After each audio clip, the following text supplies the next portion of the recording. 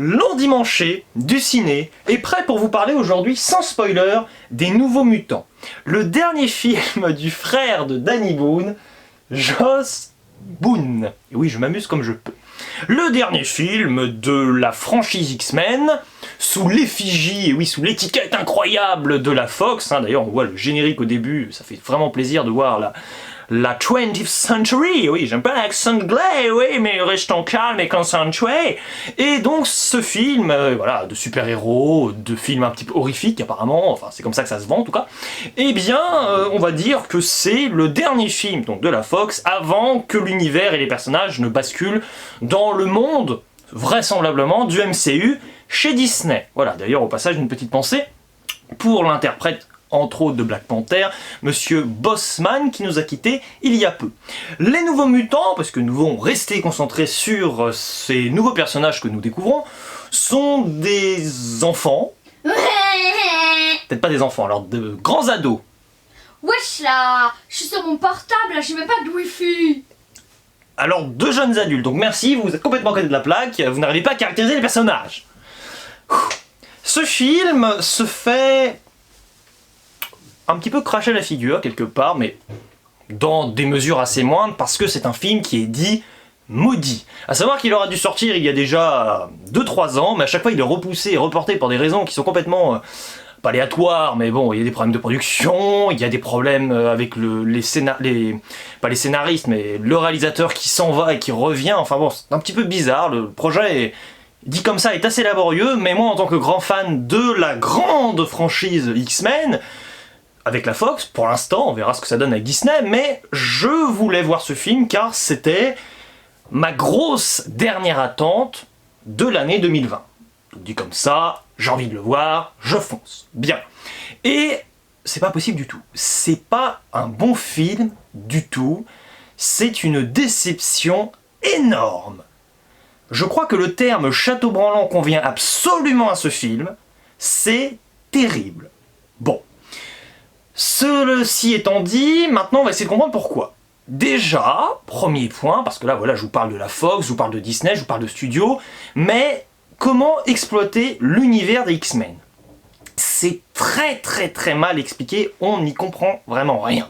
C'est-à-dire que, si on suit un petit peu les infos, on a compris que le film aurait dû à un moment intégrer le professeur Xavier dans celui-ci.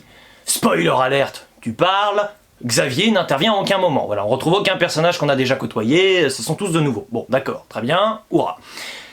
C'est bizarre parce qu'on essaie de nous créer des retournements de situation, voilà, c'est-à-dire que l'adversité dans ce film essaie pour, endoctriner les jeunes, de leur faire miroiter plein de choses et d'autres sur les X-Men par exemple, donc sur le professeur Xavier.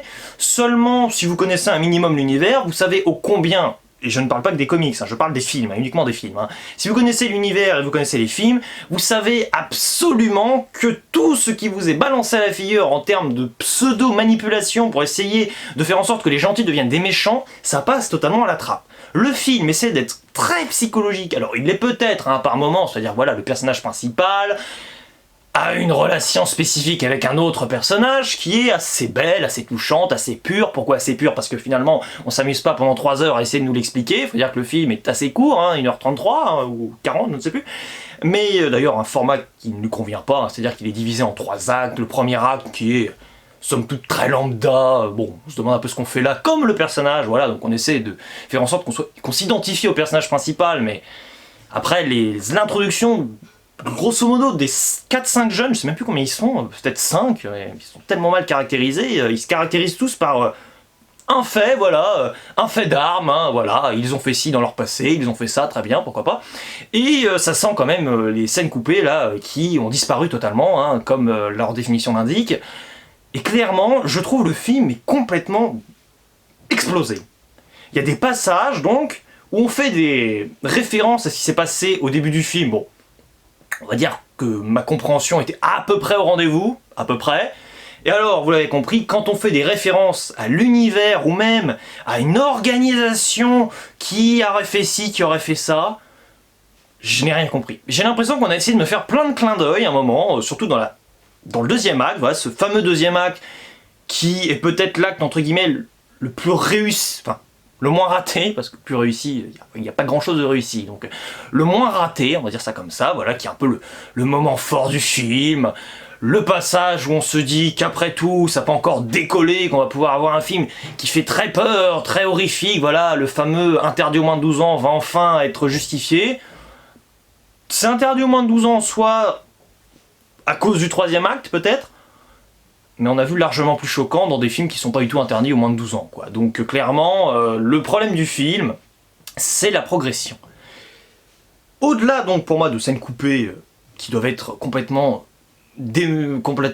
indénombrables, hein, c'est-à-dire qu'il doit y en avoir énormément dans tous les sens, à tout va, je n'ai pas toujours bien saisi ce que les films essayaient de me raconter qui soit un minimum neuf. Alors attention, voilà, je vois les choses venir, attention, je ne dis pas que ah là là, ça a déjà été fait dans le cinéma, donc c'est forcément nul, c'est forcément raté, parce qu'il faut évidemment renouveler des mêmes thématiques, renouveler des mêmes sujets, avec de nouveaux personnages, avec une nouvelle approche, avec un nouveau point de vue. J'en conviens. Seulement, ce qui est triste, c'est qu'il y avait le potentiel avec ce film, surtout avec... Allez, la méchante du film, on va dire ça comme ça, la méchante du film, il y avait le potentiel de créer un nouveau personnage qui ressemble un petit peu, certes, à Stryker dans X-Men 2, qui mette donc en opposition une jeune ici mutante contre une humaine complètement vilaine, voilà, on va dire ça comme ça, méchante, ou voilà, un petit peu, voilà, comme dans X-Men 2, avec Stryker, qui avait, entre guillemets, construit Wolverine, enfin construit, qu'il avait un peu exploité, qui avait fait de Wolverine ce monstre, cette créature sauvage, voilà, et le personnage que l'on a connu dans toute la franchise, quelque part, voilà, il en est l'élément déclencheur. Et là, on essaie de nous reproduire un peu le même schéma.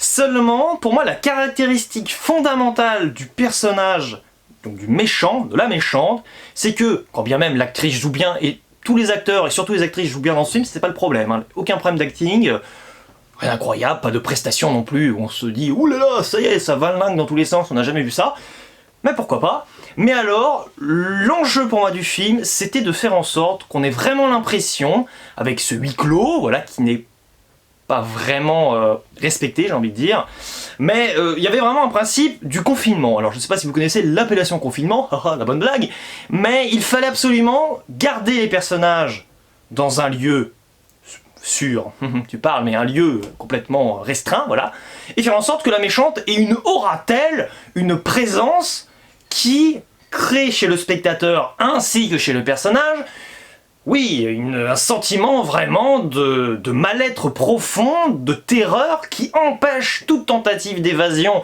ou toute décision telle de s'accomplir. Et le problème, c'est que dès le début du film, j'ai senti qu'en réalité, il pouvait être bouclé en l'espace de 5 minutes. Mais vraiment, c'est pas une blague. Gros problème avec la méchante, voilà, qui utilise des aptitudes par moment, et au moment où il faudrait les utiliser de manière quand même un petit peu contrainte et forcée, il ne se passe rien. Une méchante qui est très mystérieuse, mais quand on comprend davantage ce qu'elle est vraiment, on a, à mon avis, plus encore de questions à poser sur ce qu'elle était, sur ce qu'on croyait qu'elle était au début, par rapport à ce qu'elle aurait pu être de mieux, entre guillemets. Donc, tout ça pour dire que voilà, on essaie de répondre à certaines questions et d'éclaircir un petit peu le propos.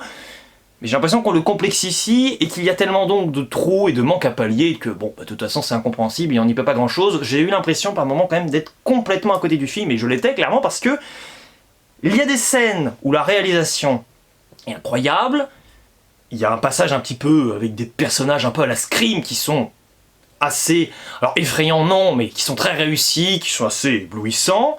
Il y a énormément aussi de passages visuels d'action où c'est du gâchis. Je pense au dernier acte, vraiment la fin du dernier acte, hein, où alors là, on n'y comprend rien, c'est-à-dire que ça m'a rappelé Wonder Woman du côté d'ici, c'est complètement illisible, on n'y comprend rien, les gentils devraient se faire bousiller au moins 15 fois, c'est jamais le cas.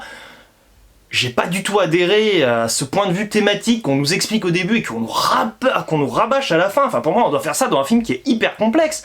Le film ne l'est tellement pas que tu te dis, oui, bon, bah d'accord. Alors, la thématique qui est balancée au début, qui est très éculée pendant tout le récit et qui nous est rebalancée à la fin, c'était c'est un petit peu lourd, quoi, clairement. Et puis alors, la première scène du film aussi, qui n'est pas extraordinairement réussie non plus, parce que on a l'impression, voilà, qu'on a une caméra, voilà, bon, qui se focalise, ça c'est bien, mais sur les personnages, et qu'on a une sensation vraiment d'être entassé, et de voir que les personnages, alors ça c'est pas un problème, seulement après on nous rabâche, on nous rappelle 15 fois cette scène, et il n'y a aucune nuance. On revoit trop souvent donc cette scène, sans qu'on y apporte, à mon avis, ce qui aurait dû être apporté, à savoir, le personnage a vécu quelque chose au début, avec des indices, avec des détails, on doit faire en sorte de faire comprendre aux spectateurs que l'évolution du personnage fait que des souvenirs lui sont revenus,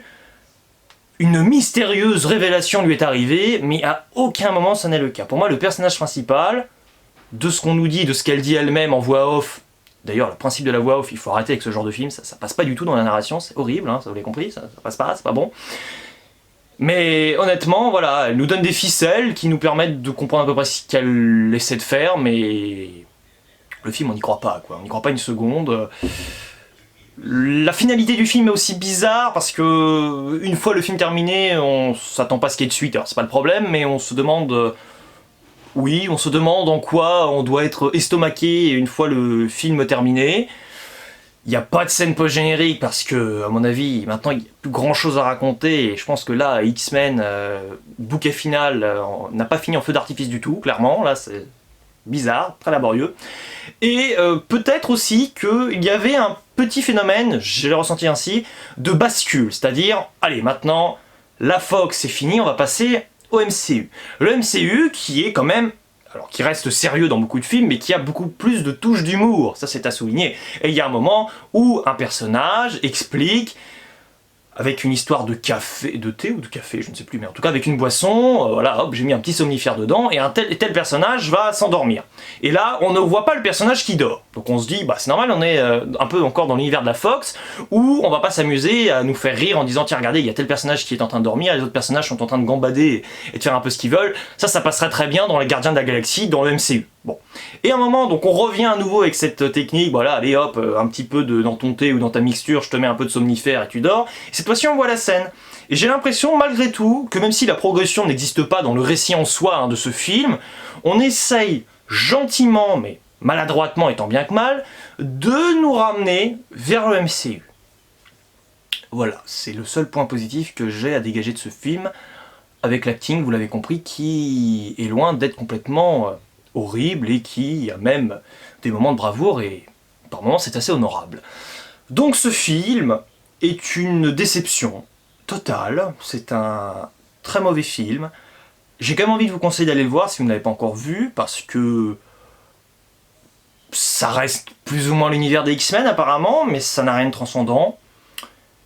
Si vous êtes paré pour voir, c'est triste à dire, mais un téléfilm, vous ne serez pas déçu. Si vous attendez à voir un grand film de super-héros ou horrifique, ou même un grand film, à mon avis, vous allez devoir passer votre chemin. J'en suis bien triste, mais si vous l'avez vu, dites-moi en commentaire ce que vous en avez pensé. Je suis donc, pour ma part, obligé de mettre à ce film la note de 3 sur 10 sur Sens Critique, et je n'en suis pas bien heureux, vous vous en doutez. Il ne me reste plus qu'à vous dire ciao, et à la prochaine. Aïe, oh. L'endimanché du ciné est prêt pour vous parler aujourd'hui sans spoiler des nouveaux mutants. Le dernier film réalisé par le frère de Danny Boone, Joss Boone, qui